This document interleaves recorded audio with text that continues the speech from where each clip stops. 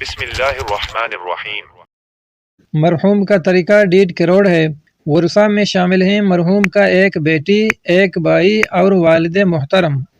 تو یہ طریقہ مرحوم کے ورثہ کے درمیان شرعی طریقے سے کیسے تقسیم ہوں گے؟ 1.5 کروڑ میں سے بیٹی کا حصہ کتنا ہوگا، باپ کو کتنا ملے گا، اور بھائی کیوں محروم ہوگا؟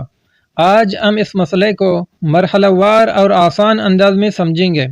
سب سے پہلے میت کا نقشہ کھینچ کر اوپر مرحوم کا نام لکھتے ہیں، اوپر بائیں جانب کل طریقہ لکھتے ہیں، نیچے ترتیب وار تمام ورثہ کے نام لکھتے ہیں جو زندہ ہیں۔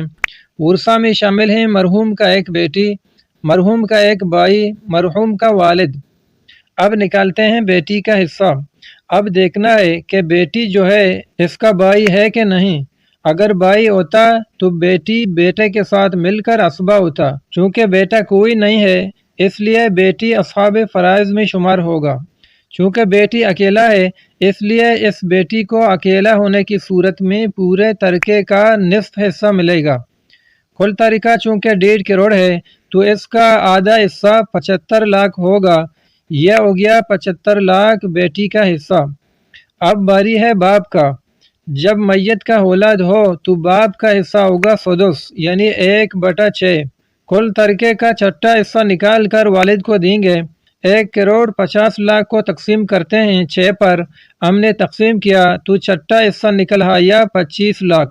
یہ ہو گیا 25 لاکھ والد کا حصہ۔ اب یہاں سے اصحاب فرائض کے حصے دیے گئے۔ اب جو حصے بچے ہیں ان کو دینا ہے عصبہ کو۔ پہلے دیکھتے ہیں بچے ہوئے رقم کتنے ہیں۔ 75 لاکھ بیٹی کا نکال دیا، 25 لاکھ والد کا نکال دیا۔ 75 لاکھ اور 25 لاکھ کو ملا کر ہم نے 1.5 کروڑ سے نکال دیے تو باقی بچا 50 لاکھ۔ یہ 50 لاکھ عصبہ کے ہوں گے۔ اب دیکھتے ہیں عصبہ کون ہے۔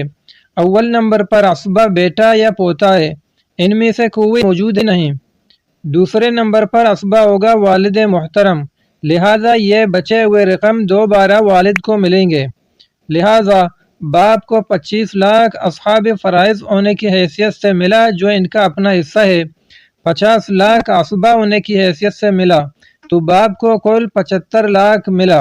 تو مطلب کل 1.5 کروڑ میں سے 75 لاکھ بیٹی کا ہو گیا اور باقی 75 لاکھ باپ کا ہو گیا۔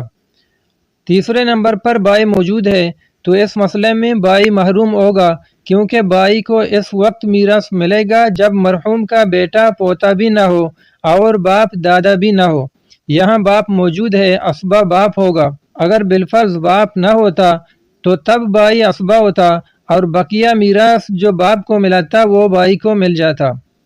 میراث کے جڑ کو سمجھنے کے لیے میں نے ایک اور ویڈیو بنایا تھا جو کہ یہ ہے، بس یہ ایک اصول سمجھ لیں میراث آسان ہو جائے گا۔ اس ویڈیو کو ضرور دیکھیں۔ میراث کے بارے میں میرے اور دلچسپ ویڈیوز بھی ہیں میرے چینل کے میراث والے پلے لسٹ میں جا کے یہ ویڈیو دیکھیں۔ میراث کے بارے میں اگر آپ کوئی سوال پوچھنا چاہتے ہیں تو کمنٹ کریں۔